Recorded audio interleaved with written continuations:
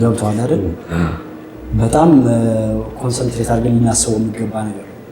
የሴቷን ጥንካሬ ማድረግ እንደምትችል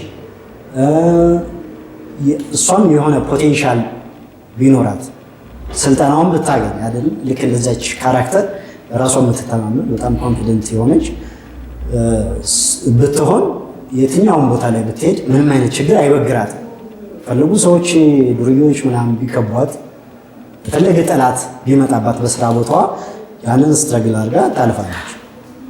እና ምንድነው የሚሰርቀው ግን ወጣቱን የሚሰርቀው የሚያየው ያንን ዲዛይር ቢዩቲ፣ ሴቷን ቢዩቲ ነው።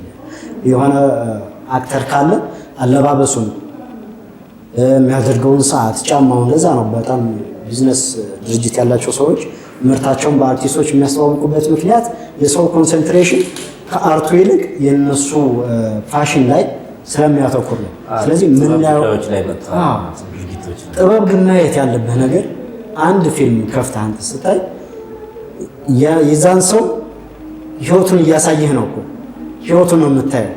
ምናልባት አንተ ያለህበት እዛ ቦታ ላይ ደረጃው ይለያይ እንጂ ብቸኛ ሆነህ ሊሆን ይችላል። ያ ካራክተር ብቸኛ ሆኖ ሊሆን ይችላል። የቤተሰብ የሚመራ ሊሆን ይችላል። ተማሪ ሊሆን ይችላል። ህፃን ሊሆን ይችላል። ወይም ደግሞ ካረጀ በኋላ ሌላ የህይወት ውጣ ውረድ ውስጥ የገባ ሰው ሊሆን ይችላል። መማር ያለብህ የስነ ልቦና ጥንካሬ የሚያደርገውን ብልሃቱ፣ ቴክኒኮች በጣም ፕሮፌሽናልስ ናቸው የሚሰሩት። እኛ ሀገር ደፋር ስለሆነ ብዙ ነገሮችን ቴክኒካል የሆኑ ነገሮችን በራሳችን ለመሸፈን እንሞክራለን። በሰለጠነው ዓለም ግን ቴክኒካል የሆኑ ነገሮችን ራሳቸው ባለሙያ የማሽን ገን አጠቃቀም ካስፈለገ ሚሊተሪ ግድ ይመጣል። የሕክምና ሙያ ከሆነ ዶክተር የግዴታ ይመጣል። እና እነዛ ነገሮች የሚታዩት ያለምንም ስህተት ነው የሚደረጉት። እነዛ ቴክኒኮች የሚመጡት ያንን ማየት አለብን። የሚያነባቸው መጽሐፎች ምንድን ናቸው? የሚያደርጋቸው እንቅስቃሴዎች ምንድን ናቸው? ከዛ ችግር ለመውጣት በጣም እኔ የሚያስደስተኝ ነገር የውጮችን ፊልም ከማየት ስራ አጥ ሆነ ተቀምጠህ ምን ልትሰራ እንደምትችል የሆነ አይዲያ ታገኛለህ። እኛ ሀገር እንደዛ ባይሆን፣ በእርግጥ እኛ ሀገር በጣም ብዙ የሆኑ ሊትሬቸራሊ በስነ ጽሁፍ በባህል ደረጃ የዳበሩ ስራዎች አሉ። በዘመናዊ ዓለም ግን እንደሚያስፈልገን አይደለም የሚቀርበውና በዛ መልኩ ማየት አለብን። የሆነ ወታደር የሆነ ነገር ውስጥ ሲገባ ይህ እንደው እንደዚህ እኮ ሴራው ምናምን አይደለም፣ እኔ ምንድን ነው ማድረግ ያለብኝ? የሆነ ሚሊታሪ ውስጥ ካለሆን እኔ ባለኝ ሙያ ምንድን ነው ማድረግ ያለብኝ? እንደገና ደግሞ ሁሉንም የሚያስማማው ደግሞ የዛ ሰው ስነልቦናዊ ማንነት አለው በጥበብ ይሄ ለብቻው ዲፋይን ተደርጎ አናሊሲስ ተሰርቶለት ነው የሚሰራው። ስነልቦናዊ ማንነቱ ተቀርጾ ነው የሚሰራው። ያንን ነው ማየት ያለበት ወጣቱ። መኪና ይዞ ከሆነ ያ ሰውዬ ምን ሰርቶ ነው ያገኘው? ፊልሙ ላይ ራሱ መኪናው ምን ሰርቶ ነው ያገኘው? የሰራው ነገር ተገቢ ነበር ወይ? እንዴት አድርጎ ካጣው ማለት ነው። እንዴት ካገኘው ወይም ካሸነፈ ደግሞ እንዴት አድርጎ አሸነፈ? በራስ መተማመኑ ምን ያህል ነው? አካባቢው ኢንቫይሮንመንቱ ምን ይመስላል? እንዴት አይነት ውጊያ መጣበት? በቃ ጠላቶቹ ምን አይነት ተንኮሎችን ሰሩበት? እኔ ላይ የተደረገ ነገር አለ በተመሳሳይ እሱ ለዛ አጸፋ የወሰዱ በምን አይነት መልኩ ነው? ምናልባት ዋናው ነገር በመዝናናታችን ውስጥ ይህንን ጥበብ እንድናገኝ ነው። መጀመሪያ መዝናናት። እኔ ፊልም 2 ጊዜ አለው ለመጀመሪያ ጊዜ ብዙ ተደጋጋሚ ጊዜ ላይ ይችላል በተለይ ከተመቸ ወዲያው ግን ለምሳሌ በአንድ ጊዜ ለሁለት ጊዜ ነው የማየው። ወዲያው ፊልሙ እንደከፈትኩ የመጀመሪያው እዝናናለሁ በደንብ አድርጌ ነው እዝናናለሁ። ኢንጆይ ያደርጋል የሰው ህይወት እያየሁ ማለት ነው። ሁለተኛው ግን ሆን ብዬ አየዋለሁ። የተደበቁት ሚስጥሮች ምንድን ናቸው እዛ ፊልም ውስጥ እኔ ላውቃቸው የሚገቡት የሆኑ ታሪካዊ ነገሮች ለእኔ ሙያ ደግሞ የሚጠቅመኝ በዚህ ሙያ ያሉ ወጣቶች ሊያዩት የሚገባው ነገር ለእኔ ሙያ የሚጠቅመኝ ከእያንዳንዱ አንጻር እንግዲህ ሙያ ውስጥ ካሉ የሙያውን ቋንቋ ያውቁታል። ምንድን ነው ላገኘው የሚገባው ምንድን ነበር? አንዳንድ ጊዜ አይታው ፊልሙን ወይም ቲያትር አይተን ምንድን ነበር የዚህ ሀሳብ ምንድን ነው ዋናው ሀሳብ? መጣውና ተዝናና ፈና ጥበብ ተብሎ ነው የተሰጠኝ ምንድን ነው ያገኘሁት ለማስተዋል የሚሆን በቂ ጊዜ ያስፈልጋል። በጣም በጣም ማየት ያስፈልጋል። ያ ከሆነ ጥበብ ብቻውን ነው አንድ ሰውን እየለወጠ ሄደ ማለት ብዙዎቻችን ተለወጥን ማለት ነው። እና ወጣቱ ፊት ለፊት ከሚታየው ከብልጭልጭ ነገሩ ወጥቶ እነዚህ የሆኑ ሌሎች ዲዛይሮች ወጥቶ ጥበብ የሆነውን ለሱ የሚጠቅመውን ነገር ወይም ለሷ የሚጠቅማትን ነገር ማየት አለባቸው። በጣም ጥሩ አብሼ። እንግዲህ ከዚህ ጋር ተያይዞ የምናያቸው አንዳንድ ነገሮች አሉ። ቅድም ምንድነው ጥበብ በቁስ አካሎች ተሸፍኖ የሚል ነገር ይመጣልኛል ቅድም ካነሳው አንፃር። ምክንያቱም ፊልም ላይ የምናያቸውን ነገሮች ከዛ ባሻገር የምናይበት ነገር ስላለ የሆነ ነገር ስናይ ለምሳሌ ካር አክሲደንት ከሆነ ፊልሙ ላይ የምናየው እያየን ያለነው አክሲደንቱን ብቻ ከሆነ ጥበብ የተሸፈነው ቁስ አካሉ ላይ ነው ማለት ነው፣ መኪናው ላይ ነው ማለት ነው፣ ወይ ደግሞ እዛች የምትደረገው ድርጊት ላይ ሆነ ማለት ነውና ከዛ ባሻገር ማስተዋል የሚችልን ትውልድ ለመፍጠር ኪነ ጥበብ አሁን ላይ ምን እየሰራ ነው ያለው? እንደው ምናያቸው ነገሮች ስላሉ ብዬ ነው። ቅድም ልክ ከትውልድ ጋብታ ጋር ያልከው ነገር ሚዲያችንም ትውልድ ላይ መስራትን አስቦ ነው በትልቁ እየመጣ ያለውና ከዛ አንፃር እንዴት ይታያል? እንዴት ይገነባዋል? አሁን የጥበብ ሰዎች ሃይድን እየሆኑ ነው እንደምታየው። ትልቅ አንጋፋ የምንላቸው የጥበብ ሰዎች እየተደበቁ አጫጭር ቪዲዮዎችን እንደዚህ በጣም ከአጭርም በላይ ደግሞ እንደዚህ የቲክቶክ ቪዲዮዎችን ብቻ ወደ ማየት እየመጣን ነው። የ10 ሰከንድ የ20 ሰከንድ ቪዲዮ ብቻ ዲፔንድ እየሆነ ነውና ጥበብ እነዛ ሰዎች አሁን ባለው የቴክኖሎጂ ስታተስ ውስጥ ይህን ጥበብ እንዴት አድርገው ቢያመጡ ጥሩ ነው ብለህ ታስባለህ? ምክንያቱም ቴክኖሎጂ ነው፣ ዘመን ነው፣ ሰው አጭር ቪዲዮ እየፈለገ ነው። ስለዚህ አጭሯ ቪዲዮ ውስጥ ጥበብ እንዴት መጥቶ ወጣቱን ይለውጥ? ይሄን ያነሳውልህ ያለ ምክንያት አይደለም። በየቤቱ ተስፋ ቆርጦ የተቀመጡ ወጣቶች ስላሉ አንዳንድ ቦታ እንደውም አሁን ላይ እንደምታየው አንዳንድ ማህበራዊ ሚዲያ ላይ ላይቭ ጭምር ራሳቸውን የሚያጠፉ ወጣቶች ምናምን እናያለን አይደል? ያ ደግሞ ጥበብ ከማጣትም ነው። ባይዞ የጥበበኛ ሰው ራሱን ያጠፋል፣ ተስፋ ይቆርጣል የሚሉ ነገሮች ብዙም የሉ እንደኔና ኪነ ጥበብ እነዛን ሰዎች ተስፋ በመቁረጥ ውስጥ ያሉ ሰዎችን ጭምር እንዴት አድርጎ አንቅቶ ቢያመጣ ጥሩ ነው ትላለህ? ከቴክኖሎጂው አንፃር በጣም በጣም ጥሩ ጥያቄ ነው። እነዚህ ብልጭልጭ ነገሮች ወይም ደግሞ ፋንሲ የሆኑ ነገሮች ወይም ፋሽኖች፣ ውበቶች ላይታዩ አይችሉም። እንደውም እንደኛ ሀገር በጣም በሃይማኖትና በባህል የተያዝን ከመሆናችን አንጻር ነው እንጂ የዚህን ነፃነት የሙያ ባለቤት ወይም መስራች ሆነው ወይም ደግሞ አምጪ ሆነው ያሉት ነጮቹም የሚሰጡት ኦልሬዲ ሌሎች እነዚህ እኛ የማናሳያቸውን ነገሮች የመኝታ ቤት ነገሮችን እስከ ማሳየት ድረስ፣ ምክንያቱም ሁሉም ነገር መታየት አለበት የህይወት መልክ የጋዱ ዓለም ነጸብራቅ እስከሆነ ድረስ የሚል አመለካከት ነው ያላቸው። ላይታዩ አይችሉም። ነገር ግን እኛ እየሰለጠንን መምጣት አለብን። እኛ መሰልጠን አለብን። 21ኛው ክፍለ ዘመን ነው ያለውና አሁን ወደ አጋማሹ እየሄደ ነው። ወደ 21ኛው ክፍለ ዘመን አጋማሽ እየሄደ ነው እና መሰልጠን አለብን። አልሰለጠንም።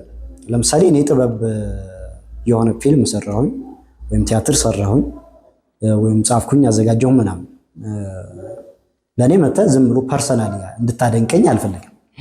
ምንም ደስ አይለው። የሆነ መንገድ ላይ ስታይ ምናምን የሆነ ነገር እንድትለኝ አልፈልግም። ነፃነቴን እፈልገዋል። እንደ ማንኛውም ሰውኝ መኖሬን እፈልገዋል። ነገር ግን ማድነቅ ያለበት የሰራሁትን ነገር ላይ ነው። የሰራሁት ነገር አዝናንቶኛል፣ አስተምሮኛል። ማዝናናት ብቻም ከሆነ ካላስተማረኝ፣ ማዝናናት ብቻ ከሆነ አዝናንቶኛል፣ በጣም ጥሩ ስራ ነው። ካላዝናናኝም ካላስተማረኝም ደግሞ አላስተማረኝም አላዝናናኝም፣ ምንድን ነው ጥበብ ብለህ ወይ እኛ አልገባንም ወይ ደግሞ አንተ የሰራው ትክክል አይደለም ብለህ ነው ልትነግረኝ የሚገባው። ጠላት የሚባለው በተለምዶ እኮይ ገጸ ባህሪ ሆኜ ብጫወት መተህ ልትወቅሰኝ ወይም ደግሞ እጅህን ታነሳ ምናምን አይገባም። እኔ አልፈቅድም፣ መሆን አለበት ብዬ አላምንም። ይሄ አለመሰልጠን ነው። አንደኛ ሙቪ መሆኑን ወይም ደግሞ የጥበብ ስራ መሆኑን ማወቅ መረዳት መቻል አለብን። የሆነች ድምፃዊት ተነስታ የሆነ የፍቅር ዘፈን ስትዘፍን የአንቺን ህይወት ነው እንዴ ዘፈንሽው አይባልም። አሁን እና አይባልም። ራሷንም ህይወት ይሁን ሌላ ኢንስፓየር የሚያደረጋትን ነገር ይሁን ዘፈን ትችላለች፣ ሊዘፍን ይችላል። እና እንደዚህ አይነት ጥያቄዎች ኋላ ቀር የሆኑ ገና የጥበብ ዲስትሪቢዩሽን ሲጀመር የዓለም ህዝብ የተለያዩ ጥበቦችን አክሰስ ማድረግ ሲችል የሚነሱ ጥያቄዎች ናቸው። በዚህ ዘመን ላይ የሚነሱ ጥያቄዎች አይደለም። እንዴት እናመጣዋለን ካልን ጥበቡ ምንድን ነው መጫወት ያለበት ሚና ካልን የመጀመሪያው ነገር አርቱ መልማት ነው ያለበት። እንግዲህ ብዙዎችን ተስፋ የሚያስቆርጣቸው በስራው ላይ ወይም ደግሞ ሌሎች ኮስት ሚኒማይዝ የሆኑ ብዙም በቃ ጥበብ ለመባል የሚከብዱ ነገሮችን እንዲሰሩ የሚያስገድዳቸው ነገር የጥበብ ልማት አለመኖሩ ነው እና ጥበቡ መጀመሪያ መልማትና ራሱን ማሳደግ አለበት። ጥበብ ሆኖ መሰራት አለበት። ብዙ ነገሮች ናቸው የሚጎሉት በእኛ ሀገር። እውነት ጥበብ ተሰራ ለማለት ገና ብዙ ነገሮች ናቸው የሚቀሩት። ምናልባት በቲያትር ቤቶች የተሻለ እንቅስቃሴ ሊኖር ይችላል አክቹዋል ጥበቡን ከመስራት አንጻር። ሌላው የፕሮዳክሽን ስራዎች ላይ ግን የሚዲያ ስራዎች ላይ ገና ብዙ የሚቀሩ ነገሮች አሉ። እንደዛ መሆን ሲችል ለወጣቱም ለሁሉም አክሰስ መደረግ ይችላል። በስልክም አየኸው በምንም አየኸው ታደንቀዋለህ። አሁን እያየን ነው እየተቆረጡ የሆሊውድ ፊልሞች እየተቆረጡ ባጫጭር ቲክቶክ ላይ እናያለን እና የሆነ ስሜትን አዝለው ይመጣሉ። የሆነ ፖይንት ኦፍ ቪው ተጽፎባቸው ምናምን ይመጣሉ እናያቸዋለን። ለምንድነው? ጥበብ ሆነው ስለተሰሩ ብዙ ነገሮችን ያመጣሉ፣ ፕሮፊቶችን ያመጣሉ፣ ለሰዎች ተስፋን ይሰጣሉ፣ ትዝታቸውን አጋርተው ይሄዳሉ። በፊት እንኳን ቆይተው እንኳን ያታቸው ቢሆን ትዝታቸውን እያየህ ታልፋለህ። አዳዲስም ሆነው ከሆነ በደንብ ፕሮሞት የሆኑና ዋናው የሚታይባቸው ሲኒማ ቤት ላይ ብዙ ተመልካች ያገኛሉ። የራሳቸው ዌብሳይት ወይም ቻናል ላይ የተሻለ ተመልካች ያገኛሉ፣ የተሻለ ፕሮፊት ያገኛሉ ጥበብ ሆነው ስለተሰሩ። ከዛም ባለፈ ግን ጥበብን መስራት የሚፈልጉ ወይም ደግሞ በጥበብ መጠቀም የሚችሉ ሰዎች መለየት የጥበብ ስራዎች አሁን ዋናው ትልቁ የጥበብ ስራ የሚገለጸው ውስጡ ባለው መልእክት ነው። ምንድን ነው ያ መልእክት? ለወጠህም አልለወጠህም ተች ማድረግ አለበት፣ ስሜት ማጋባት አለበት። ዝም ብሎ እንተፈንቶ ወይም ሌላ ስድብ ነገር መሆኑ ወይም ደግሞ ዝም ብሎ እንደ ቪዲዮ ክሬተር የሚባለው አሁን የአዲሱ ዘመን ካታጎሪ እንደዛ አይነቱን እና ጥበብ የሆነውን ለይቶ ማየትና ፕራክቲስ ማድረግ ይቻላል። አሁን በጣም ስልኮች አሉ፣ ፕላትፎርሞች አሉ የምታሳዩበት፣ ምንም የሚገድብ ነገር የለም። በጣም ነፃ ነው። እንግዲህ ጥበቡንና ሌላውን ጥበብ ያልሆነውን ነገር እንዴት ልስራ ብሎ ከመጨነቅ ውጭ በጣም የተሻለ አማራጭ ነው ከበፊት ያለው። መስራት ይቻላል፣ መታየትም ይችላል እና ጥበብ በራሱ ደግሞ መተዋወቅ ይችላል። በጣም ቀላል ነገር አይደለም። አሁን ላይ እየሰራው ያለው እነዚህ አጫጭር ቪዲዮዎች እየሰሩት ያሉት ማስታወቂያዎች በጣም በገንዘብ የሚተመኑ ሁሉ አይደለም። በማህበረሰብ ቫሊው ነው እየተገመተ ያለው እና በጣም ደስ ይላል። ያ ሲሆን ጥበብ እንግዲህ ለሁሉም ተደራሽ መሆን ይችላል፣ ሁሉንም ማገልገል ይችላል ብዬ አምናለሁ። እነዚህ ኔጌቲቭ የሆኑ ኢነርጂዎችንም ማስቀረት ይቻላል። የሆነ ቆንጆ ሙዚቃ ከሰሙ በኋላ፣ ቆንጆ ፊልም ካዩ በኋላ፣ ቆንጆ ቲያትር ካዩ በኋላ ሊያደርጉት ወይም ቆንጆ ስዕልም ሊሆን ይችላል ኤኒ አርት ካዩ በኋላ ወይም ደግሞ አክሰስ ካረጉ በኋላ ሊያረጉት የነበረውን በራሳቸው ላይ ራሳቸውን ሊያጠፉ የነበሩትን ወይም ደግሞ ስራቸውን ትተው ለመሰደድ ያሰቡ ሰዎች ወይም ደግሞ በቃ ሁሉም ነገር እርግፍ አድርገው ትተው ባሉበት ተስፋ ቆርጠው ለመኖር የወሰኑ ሰዎች ይለወጣሉ። ለዛ ነው በብዙ የውጭ ብዙ ሰዎች ፋን የሚኖራቸው። ያው ኢሞሽናል የሆነው ነገር እነሱ ላይ ስለሚጎላ አርቱ እነሱ ጋር ስለሚደርስ ያንን ችግራቸውን ይፈታላቸዋል። ያንን ችግራቸውን ስለሚፈታላቸው አርቲስቱንም ሌላውንም ባለሙያውን ዳይሬክተር የሚባሉትን ከጀርባ የማናቃቸውን ሁላ የማድነቅ ባህል አላቸው። በቃ የማክበር ባህል አላቸው። ጥሩ የጥበብ ስራ ሰጥተናል እናመሰግናለን ብለው ማለት ነው። እና ጥበብ የሚለካው በሚፈታው ችግር ነው።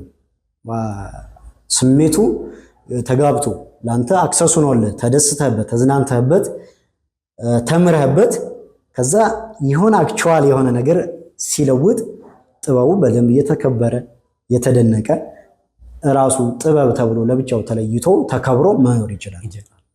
በጣም ጥሩ በጣም ጥሩ ሀሳብ ነው ያነሳን ያለ ነው። አሁን ላይ ከኪነ ጥበብ አንጻር ምን ላይ ነው ያለው? አሁን ያለበት ደረጃ ምንድን ነው?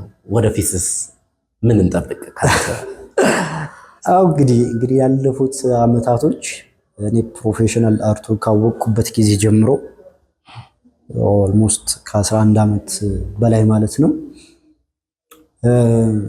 በጣም ፍላጎታችን የነበረው ልክ እንዳልከው ነው። ይህ ጥበብ የሚባለውን ነገር መስራት እያንዳንዷ ነገር ተለቅሞ ሐሳቡ ሳይቀር የምንለብሰው አለባበስ ለምሳሌ አንደን የሆኑ እንደው ምናልባት ውጪ እያልኩ ነው እንደው የውጭ ፍላጎት ኖሮኝ አይደለም አክቹዋል ስለሚሰራ እንደው በዚሁ ለማየት ብዬ ነው።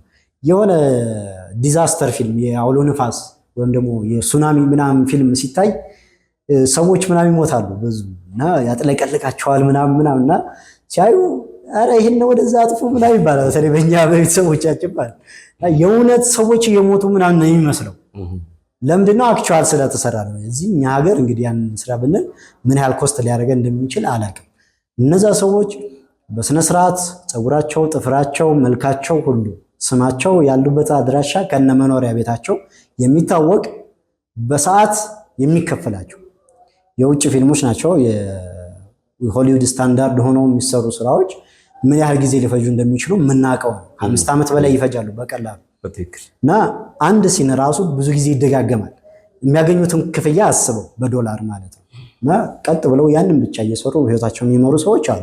ሆሊውድ ከተማ ስለሆነ እዛ በጣም ብዙ ሰዎች ይኖራሉ። ከኛም ሀገር የሄዱ ሰዎች አሉ።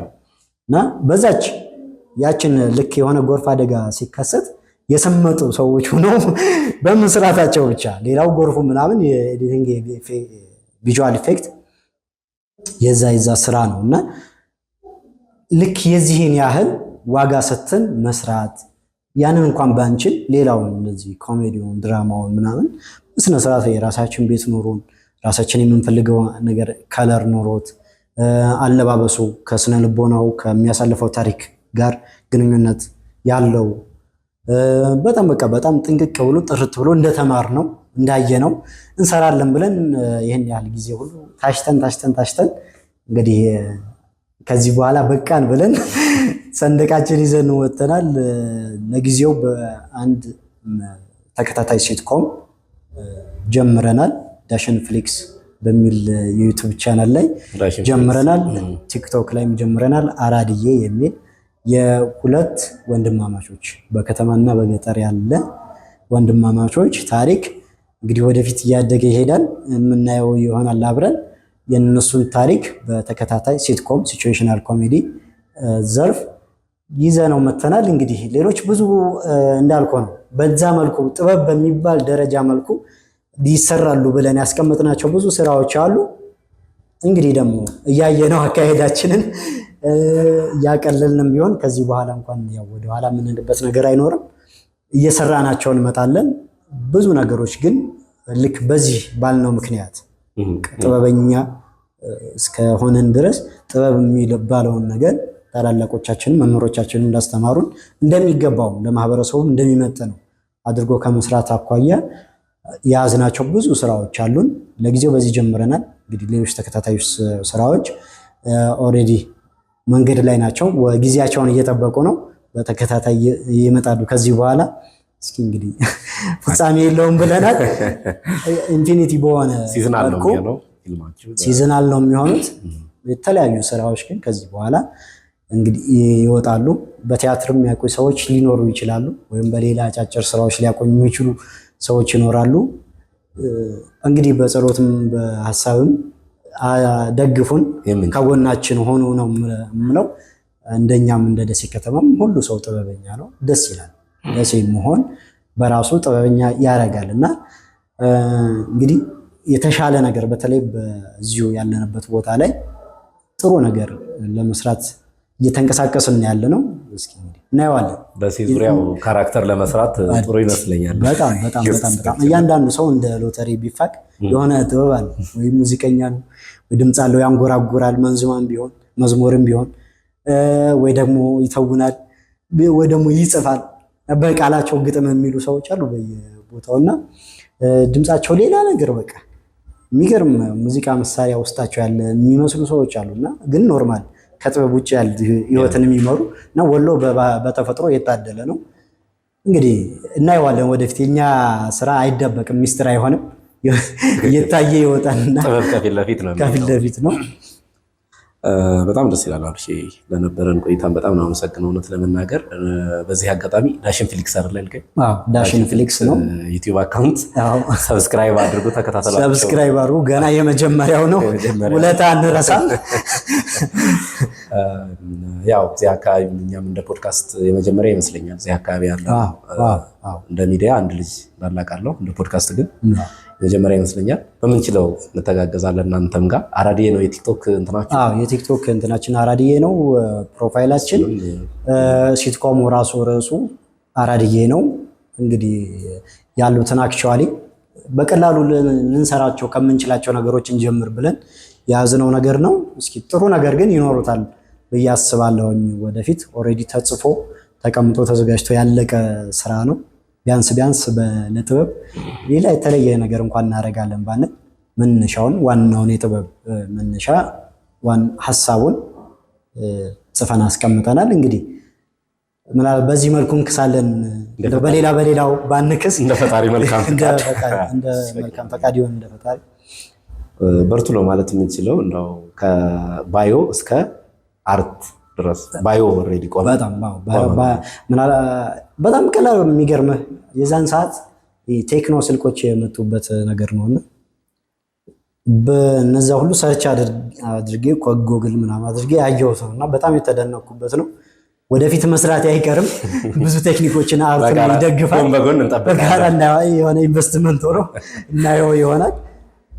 በጣም አመሰግናለሁ። በጣም ቆንጆ ፕሮግራም ነው። በተለይ ለወጣቱ እንደ ደሴ ደግሞ በጣም የሚያነቃ አይዟችሁ የሚል አይነት ስሜት ያለው ነው። የደሴ ወጣቶች እንግዲህ በርቱ፣ ብዙ ነገር ከእናንተ ይጠበቃል። አዲስ አበባም አሁን ከዚህ ቦታ ሄደው ለእኛ ስላልተመቸን ነው እንጂ እዛ ቦታ ላይ መሄድ ብዙዎቹ ከዚህ ሄደው የአዲስ አበባን የጥበብ እንቅስቃሴ የኢትዮጵያን በአጠቃላይ እየተንቀሳቀሱ ነው ያሉት እና በርቱ፣ አይዟችሁ ለማለት እኔ እንፈልጋለሁ። የእናንተም ፖድካስት በጣም ጠቃሚ ነው። በጣም ደስ ይላል። ያየኋቸውም ነገሮች አሉ። በጣም ነው ደስ የሚለው። እንግዲህ አብረን እየሰራን እየተጋገዘን ረጅም ዓመት እኔ በጣም ደስ የሚለኝ ነገር አንድ ስራ የሆነ ዓመት የሆነ ዘመን የሆነ የሚቆጥረው ነገር ሲኖር የሆነ እድሜ ሲኖረው ደስ ይላል እና በርቱ፣ ተበራቱ።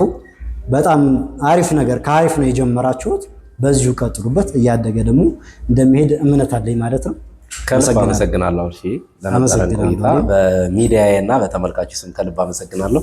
በቀጣይ ደግሞ እናንተም ጥሩ ደረጃ ደርሳችሁ ድጋሚ እንገናኛለን ብዬ ተስፋ አደርጋለሁ። ከልብ አመሰግናለሁ። በሚገባ በጣም አመሰግናለሁ። ኑሩልን፣ ቆዩልን። እናመሰግናለን። ውድ አድማጭ ተመልካቾቻችን የዛሬው ፕሮግራማችን ይህን ይመስል ነበረ።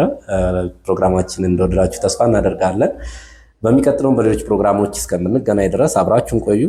ዩቲዩባችንን ሼር፣ ሰብስክራይብ፣ ላይክ እያደረጋችሁ ቲክቶካችንንም እንደዛው ፎሎ ማድረግ አግዙን።